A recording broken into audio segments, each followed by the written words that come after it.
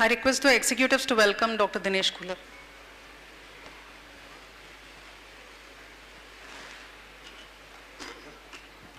Dr. Kular, sir. I think Dr. Dinesh Kular, you all know, is actually he's asked me to cut short his introduction. So we all know he's DM Nephrology, and he's the chairman and head Department of Nephrology and Renal Transplant Medicine at Max Super Specialty Hospital, Saket. He has numerous number of awards, and he has almost 75 publications in national and international journals. I welcome Dr. Dinesh Kular for this prestigious oration, SHRI PRAKASH KHARI oration. I request Dr. Lalit and Dr. Rajiv Lochan to kindly come over to the dais for felicitation. And it's a pleasure that both the brothers are here, and I request Dr. Kular to felicitate our Dr. Lalit sir and Dr. Rajiv Lochan sir.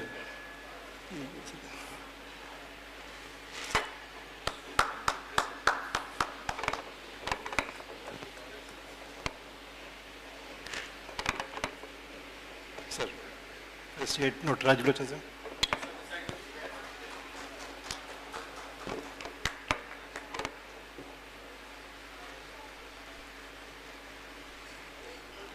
Listen.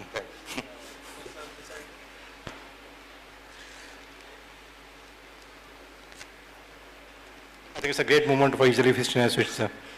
I request our executives to now felicitate Dr. Dinesh Kular.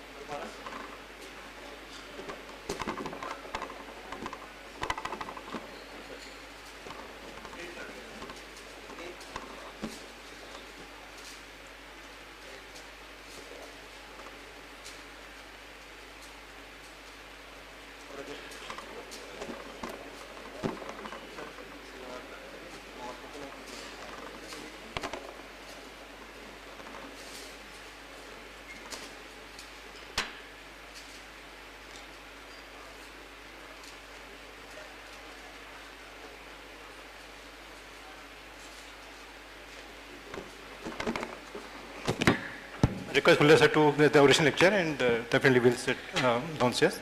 I request Dr. Dinesh Kular sir to kindly start with the talk. It is going to be on recent advances in the management of renal anemia.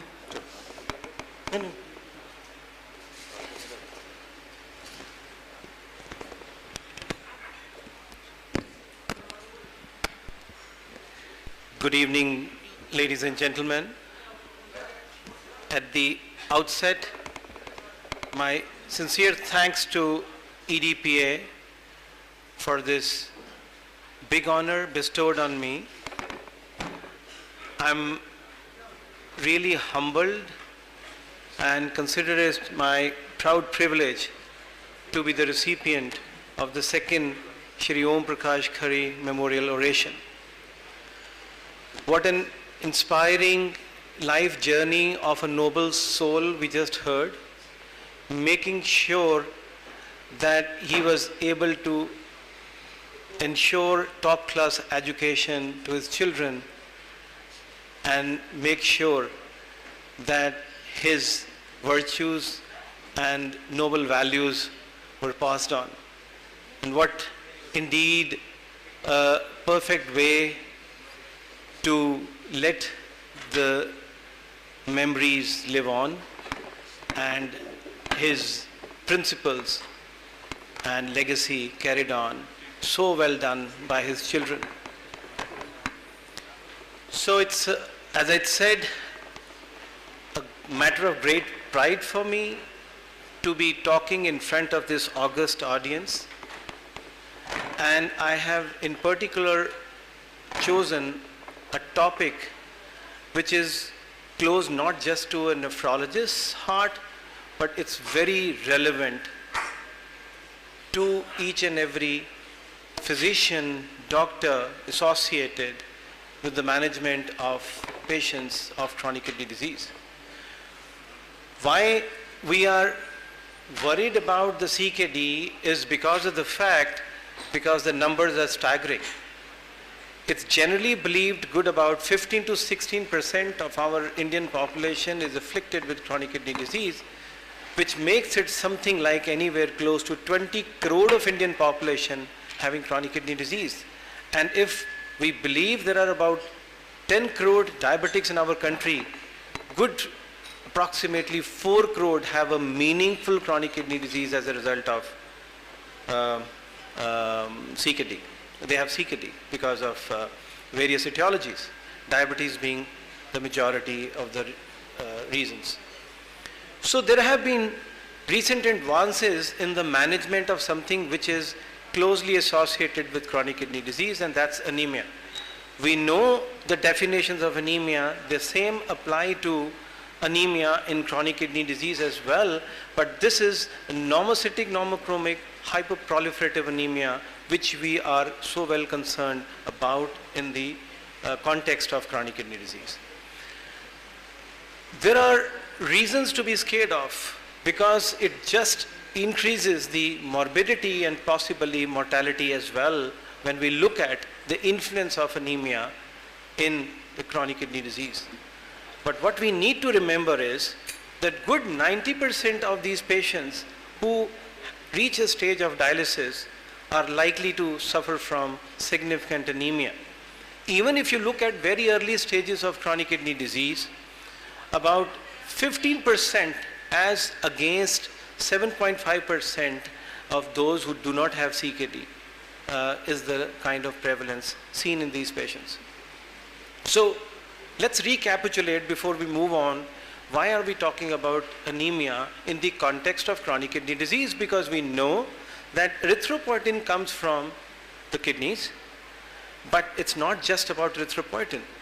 It's about all other factors which are applicable to people who do not have chronic kidney disease are going to be applicable to those who have chronic kidney disease as well. But here on one hand, we have the problems associated typically with iron metabolism, iron assimilation, iron absorption. On the other hand, we have reduced production of erythropoietin on one hand, and at the same hand, whatever production takes place is not able to have its desired effect because of the presence of so many toxins and so many confounding factors, such as hyperparathyroidism. There is hyporesponsiveness to the erythropoietin, whatever little the kidneys are able to produce now. And as I said, all those factors which apply to the general population would apply to our patients with CKD as well. So I'm gradually wanting to take you onto a journey which I personally have lived over the last about 30-35 years. I have been in touch with the field of nephrology. I really hoped and wished my mentor, my guru, my teacher, Dr. SHRI, who initiated me into the field of nephrology way back in 1980s, was here to see how fondly I remember the days when we were taught by him. The only DM in the entire state of Punjab, forget about nephrology, but then of any other specialty, then for even a cardiology ailments, he would be the first person to be called. But he gave me a thesis which was on beta-2 microglobulin, a very progressive kind of thesis way back in 89 and 88, 89. No one had heard about beta-2 microglobulin in the context of hemodialysis, but then he had that faith, we will come out with something very useful. And I was equally delighted to see the examiner for that MD thesis was also here, Professor Vijay Kher, who subsequently was my DM examiner as well.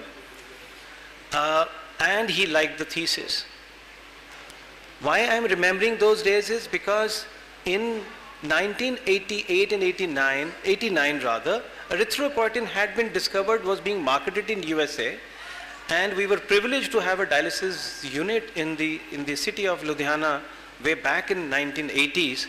And few of these people who were traveling from abroad will bring those tiny vials containing erythropoietin, and we used to wonder what this is. And it was a game changer, we realized very soon. because in 1992, when Professor Chuk, and I am again privileged to be one of his last students, the famous legendary Professor K.S. Chuk from PGI Chandigarh, we were here from PGI to organize the Asia Pacific Congress of Nephrology in 6th of December 1992, and you would realize why I am mentioning this date. A lot of cancellations as a result of what had happened in Delhi then. But then we launched India's first erythropoietin in 1992 by the name Hemax. It was a game changer. We had released that huge big white balloon, I still remember, and it was a lot of fanfare. And we thought it was the end of the blood transfusions for our patients. We knew anemia was playing havoc with our patients' lives. We thought with the availability of erythropoietin to our patients, it's going to be a smooth sailing henceforth. Yes, it was indeed a game changer, but as is the case with many other drugs as well, there were shortcomings to erythropoietin as well. And I'll come back to that, and that is the basis of my talk over the next few minutes. So please bear with me when I'm going to talk to you about the absolute basics. As I said, I'm going to take you on a treatment journey for CKD anemia. As you can see on the left-hand side, nothing beyond blood transfusions. Then suddenly we realized we could give them iron dextran, and you will remember the kind of toxic effects associated typically with iron dextran. But still, in some subset of population, it was making a difference. Then finally, we came across erythropoietin, then the longer-acting erythropoietin analogs like darbepoetin, and then finally SHRI. And then we realized they were not ideal kind of molecules. We needed something more. Comes in the recent concept of HIF-PHIs, hypoxia-inducible factor proryl hydroxylase inhibitors. So that's something which I'm finally going to take you through. Well, to briefly recapitulate again, when we are trying to address anemia in our patients, of course we have oral iron in mind, which is time-tested. But the unfortunate part is, in a vast majority of our patients, oral iron doesn't suffice because of the poor absorption, assimilation for whatever reasons, some toxins which I'm going to refer to, some molecules I'm going to again refer to you about, are sitting in there which will not allow that to happen. So many times we need IV iron, especially when you give them erythropoietin, there is rapid mobilization of this iron pool. Oral iron is not able to cope up with that kind of load. You will need intravenous iron, and we have learned as nephrologists a whole lot about intravenous iron. Again, our journey, which took a change when iron sucrose was made available, subsequently ferric carboxymaltose, and now more recently we have isomaltoside. I was just told the name got changed to ferric derisomaltose. But yes, there are safer intravenous iron formulations available which have really helped the cause of anemia management in our patients. But before I start talking about HIF-PHIs, we still have to accept there will be some situations whereby out of compulsion we may still need blood transfusions even in 2024 in our patients with chronic kidney disease. So why does iron metabolism happen? Iron metabolism plays a role. As you can see on the left hand side of the picture, the heme iron can get transported via the heme transporter into the cell, while the non-heme, that's ferric, the vegetarian form, needs to be converted into ferrous by duodenal cytochrome B, and then finds a way into the cell via dimellant transporter, DMT1. Now on the other side of the story, why I am taking you back to your physiology classes is with a reason. And as you can see, this ferroportin is supposed to take the iron from the cell into the bloodstream. Now our villain, so-called villain hepcidin, is not allowing ferroportin to do its work, and it is not allowing iron to get absorbed. So please, I will draw your attention to this villain hepcidin. Well, God did not make it to be a villain, but in our context, in the management of chronic kidney disease, we are labeling it as a villain here. Now, before we move on, the absolute iron deficiency, which all of you probably know much more than me, than what I do, is applicable to our patients as well. Typically, low iron, elevated TIBC, and low ferritin will make it an absolute iron deficiency because of some loss or some poor intake. While on the other hand, what we as nephrologists see is more of functional iron deficiency. Iron is there, ferritin levels are normal, in fact they are supranormal, yet there is a situation of functional iron deficiency where TSAT, transferrin saturation, is low, and this iron is of no use to the body.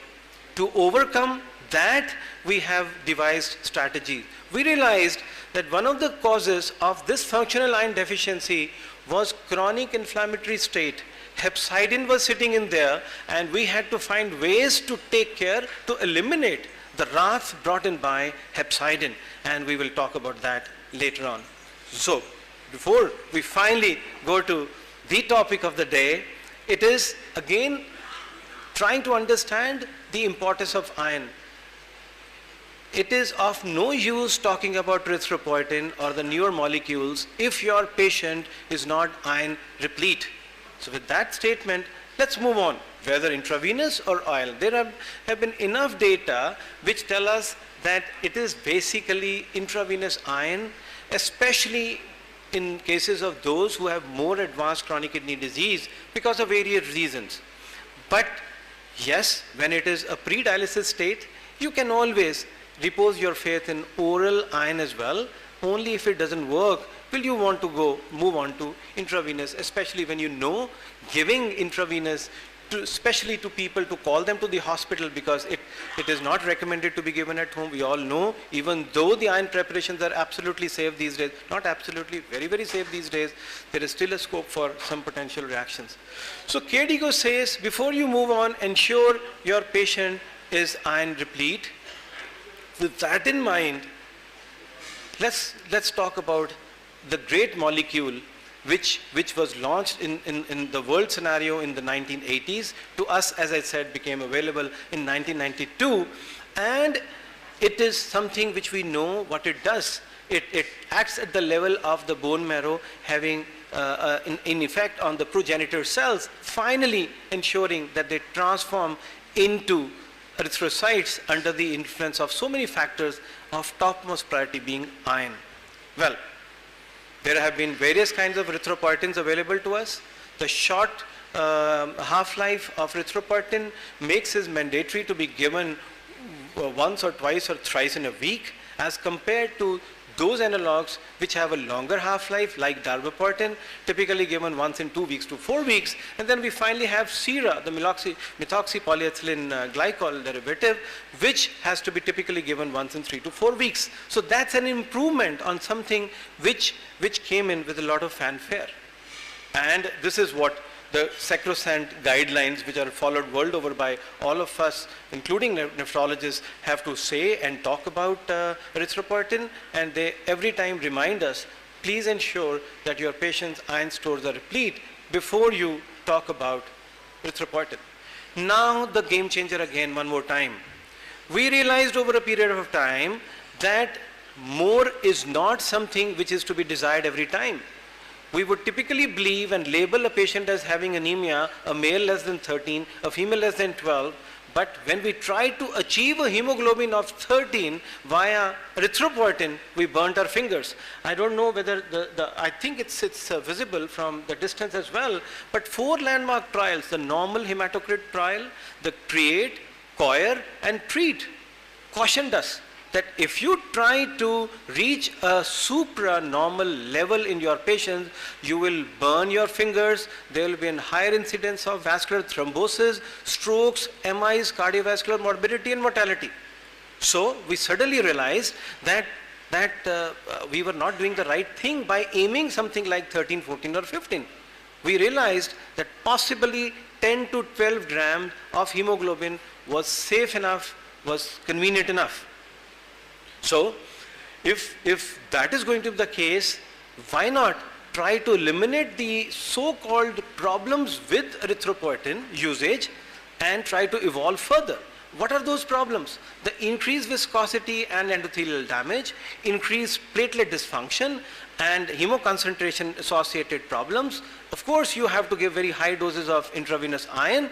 You exceed ferritin levels of 700, 800 to up to ridiculously high levels of 1500, 2000. You're inviting hemochromatosis. So with that in mind, and at times, erythropoietin will not work at all.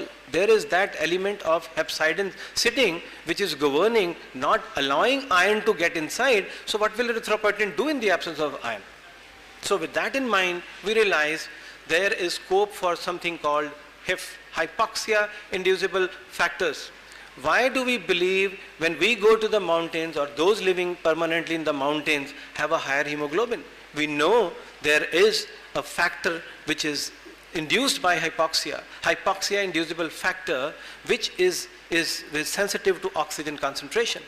So the same holds true for this, and for this discovery, 3 people were awarded Nobel Prize in 2019 for their research much earlier than that. Look at the importance of what the discovery of HIF has the way it has revolutionized. As you can see, in 2019, the Nobel Prize went to Professor William Kaelin, Sir Peter Ratcliffe, and Greg Semenza for their seminal work on HIF, PHIs, or discovery of HIF. So I will now go slow, because this is going to be a very, very cautious journey henceforth, and I will want your complete and rapt attention, please, ladies and gentlemen. I think for the sake of our patients, we need to understand the newer concept of HIF-PHIs. As you can see, the top panel says that when your patient is exposed to normal oxygen condition, normoxemia, what happens is, as you can see here, there is proryl hydroxylase domain, PHD, which responds to oxygen tension and to alpha ketoglutarate. What happens is, these things will stimulate, and PHD, the proryl hydroxylase domain, will cause the hydroxylation of HIF alpha. Now HIF is something which was about to produce hemoglobin, was going to stimulate erythropoiesis. Now look at what is happening. They degrade HIF alpha, there is polyubiquitination of HIF alpha, and it undergoes proteasomal degradation when oxygen is there. In hypoxic conditions, as you can see in panel B, or when you cause pseudo-hypoxic conditions, what happens is the PHD gets inhibited. Now this proryl hydroxylase domain gets inhibited either via hypoxia or by giving them drugs called HIF-PHIs. Now what will happen? HIF alpha will not get degraded. HIF alpha now will get a chance to dimerize with HIF beta.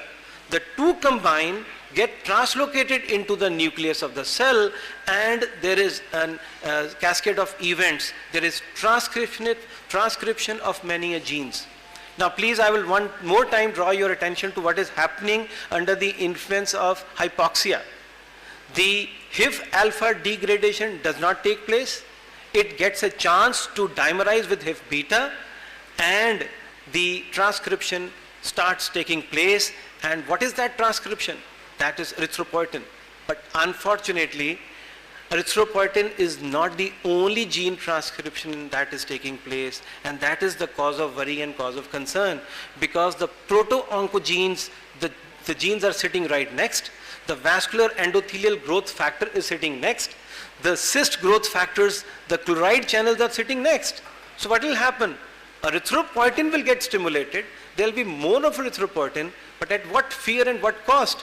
There could be activation of oncogenic genes. You may get cancers, you may get retinopathies because vascular endothelial growth factor is getting activated. So these were the fears which we had in our mind when we started talking about HIF-PHIs.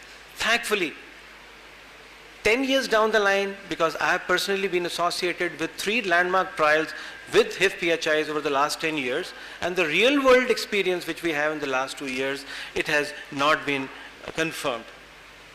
So moving on, This is in effect the overall ways by HIF-PHIs work, not by just stimulating erythropoiesis, but also ensuring that the iron gets absorbed.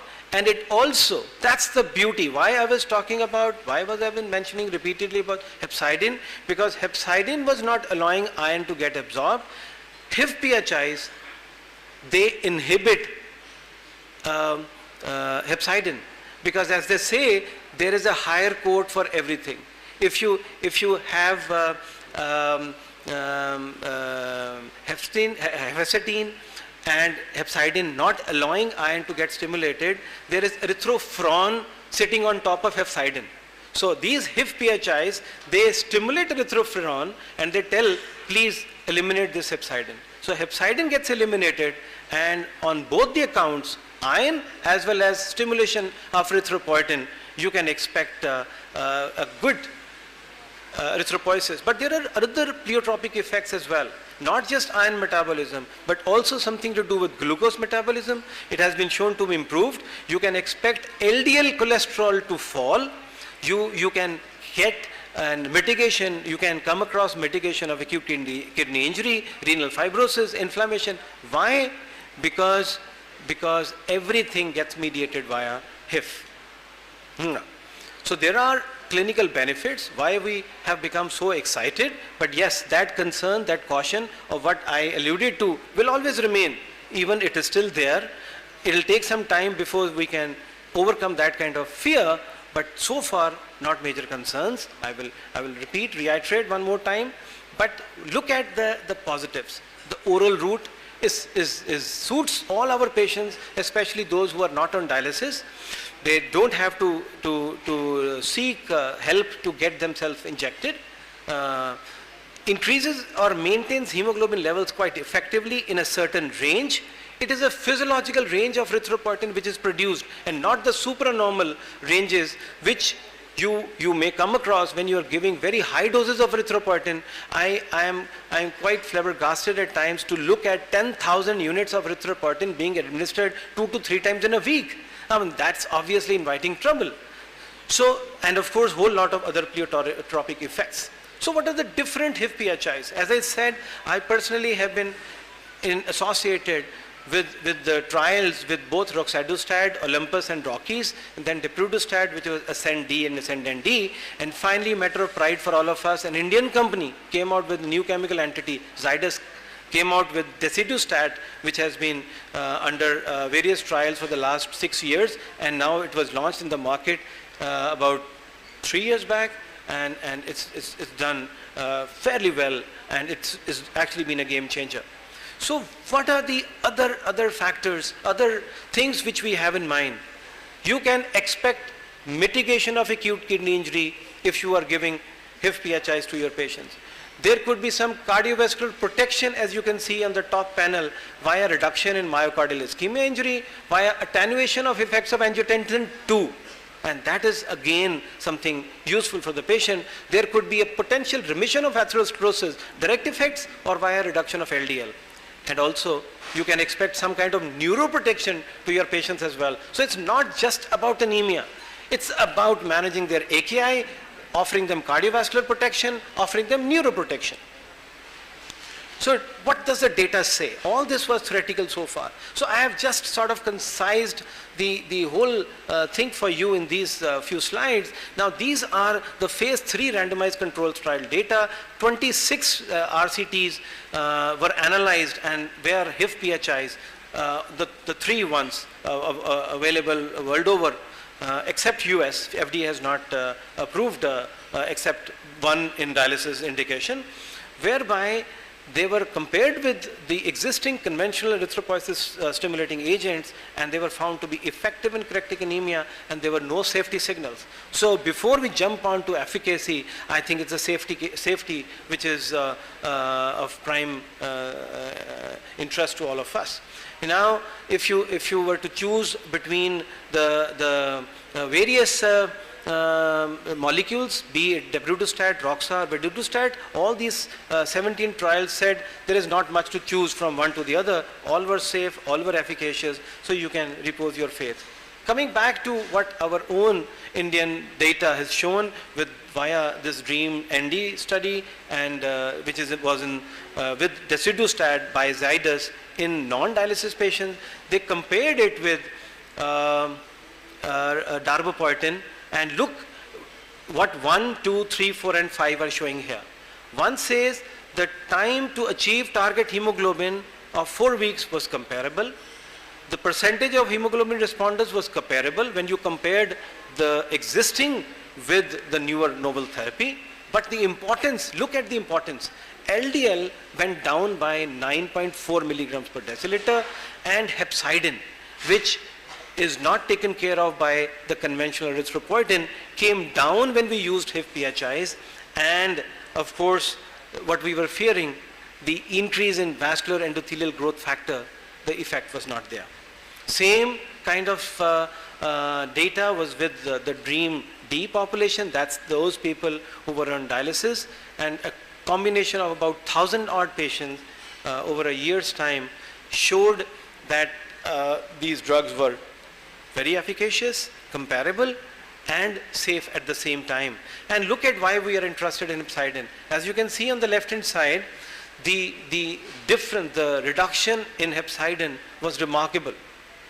But when you compare it on the right hand panel, that means patients are already on dialysis, the effect was not there, which means there is something more which has to be viewed in patients who are already on dialysis, which means we need to study it further. The sample size may not have been large enough. So this is our own data from our hospital, the real world evidence, where we have shown that from baseline to within 12 weeks, you can expect hemoglobin touching around 10 from 9, and then finally it is staying at 20, even at 24 weeks at 10. And mind you, we're deliberating wanting to keep it between 10 and 12. We're not wanting it to exceed beyond 12. And this is data from other parts of the country as well. And this is a post-marketing surveillance study conducted by the company who have found, again, the drug is quite efficacious. Obviously, all these patients were already iron replete, because we are not supposed to, as I've repeatedly reiterated, we are not supposed to go in for these expensive medicines till the time we have ensured that your patient is iron replete, a ferritin level of at least 100 nanograms. Now, one more thing where we try to see whether it can work. So many times we experience anemia, a significant one, even in our patients who are post-transplant. It does wonders there as well. There was data from roxadustat.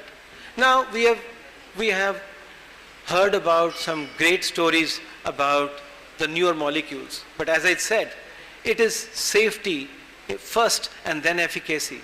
So what are the safety concerns? The safety concerns are, since it is going to stimulate many other genes as well, there could be some enhanced risk of thromboembolism, vascular calcification, heart failure may get precipitated or aggravated, risk of cancers, risk of aggravation of diabetic retinopathy, especially the proliferative form, and an increase in the size of those who have polycystic kidney disease. Also, another important thing, look at the positives which one can expect from a molecule called alpha-ketoglutarate. And I told you that by giving them HIF-PHIs, you are eliminating AKG. So AKG, alpha-ketoglutarate, has been typically associated with some great properties such as anti-aging, anti-osteoporotic, anti-inflammatory, anti-cancer, and protection against cardiomyopathy. So no, you are now taking away a very potentially useful thing. So you could have expected some problems. So this is like talking like a devil's advocate, and we must know that we are not harming our patients before we move on. And that's why it's taken more than 10 years to be convinced that all these fears were probably unfounded. The kind of dosage which we are using is not significant enough to cause any of these safety concerns. At least this is what the real world evidence is also showing the world over. It is being used, barring USA, in many other, Japan, China, Central Europe, so many other countries, and of course India. So the potential concerns just to highlight one more time, are the safety factors as far as these few things I have tried to enumerate here. And I think, but again, to say that the adverse effects were in these meta-analyses found to be comparable. You name it, they had been studied, be it hyperkalemia, hypertension, cardiovascular disorders, or progression of kidney disease as well. Nothing was found to be of major concern. So with all this work, the guidelines have changed. The guidelines have started talking and mentioning about HIF-PHIs over the last few years. As you can see here, they say that anemia and CKD should be controlled using either ESAs or HIF-PHIs. They are talking about the two in the same breath, after, of course, sufficient iron supplementation. So these are the Asia Pacific Society Nephrology guidelines. The UKKA guidelines, which are again very important, they talk how best to use HIF-PHIs. So we have moved ahead from where we were struggling to say whether we should be using HIF-PHIs to a stage where we are now talking about how best to use them. And these are some of the guidelines which become very important once we start using them. And this also, the very important guidelines, the European renal best practice guidelines, they say, consider use of HIF-PHIs in the various categories of your patients, whether they are in the early stages of chronic kidney disease, whether you are dealing with your hemodialysis patients. Remember, our hemodialysis patients, contrary to what the data had shown, have a very high chances of having hepcidin because of the chronic inflammatory state that dialysis is all about. So giving them this useful drug at times does wonders. When we were struggling to alleviate anemia in our patients of CKD5D, HIF-PHIs were found to be a remarkable entry drug. And of course, they also tell us when not to use, especially when there is an active malignancy, when there is a very incidence of a cardiovascular or thrombotic event in the previous 3 months, when your patient has idiopathic pulmonary hypertension. These are the concerns before we have more data, on whether we can use it in the presence of mild to moderate retinopathy. I would certainly recommend not to use these drugs till the time we have safety data. So to conclude my talk, ladies and gentlemen, anemia is of common occurrence in chronic kidney disease and, as we all know, can have serious consequences. Its etiology is multifactorial. Iron metabolism on one hand, its absorption, assimilation, the hepcidin sitting in there on one hand, and erythropoietin deficiency and hyporesponsiveness on the other hand are the keys to effectively managing anemia in our patients. Discovery of erythropoietin was a game changer. I told you about what, with great fanfare, we had launched erythropoietin in 1992. Exactly 30 years later, in the same hall, I was talking about HIF-PHIs, and my introductory lines were, friends, I come here to praise Caesar as well as HIF-PHIs and not to bury Caesar, taking a cue from Julius Caesar. So which means there is a room, there is a scope for both these great molecules which have really revolutionized the way we look at renal anemia over the last 3 decades or so. HIF-PHIs, of course, are very promising agents, class of agents.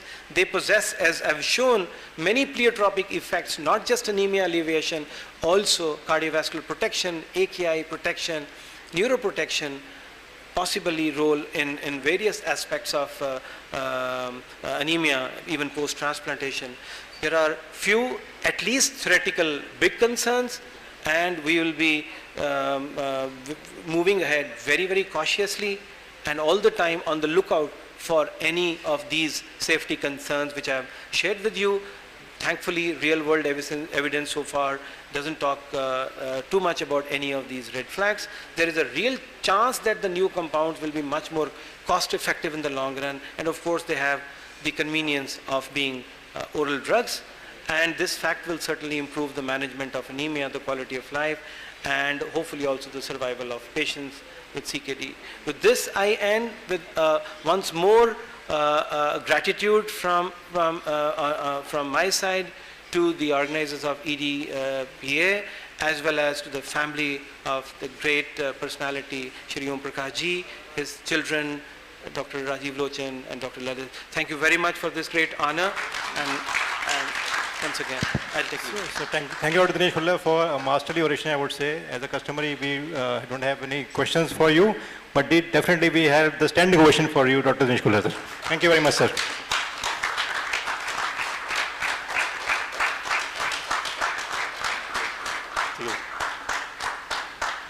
Sir, you can have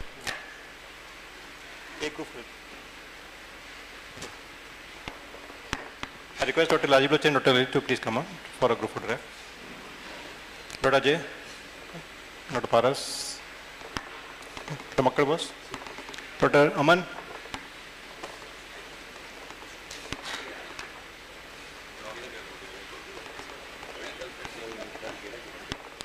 Gera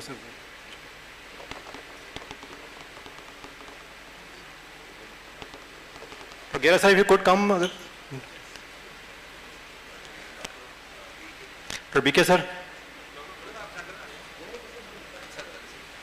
Dr. Ashok Grover, come. Right. Dr. Rajivan sir. I think ये पूरा stage हमारा भर जाएगा, लेकिन इतनी old association हमारी sir, 25 years हो गए. So Dr. Anki हो सर. गोविंद सर आ जाओ सर. अपना ही association sir. I think it's an honor for us to honor Dr. Dinesh Khulla sir for a masterly oration, I would say. This is the 25th year of PDBA. Silver Jubilee. Big honor, big honor. I am missing both my Guruji to left little early, so have the left, care left.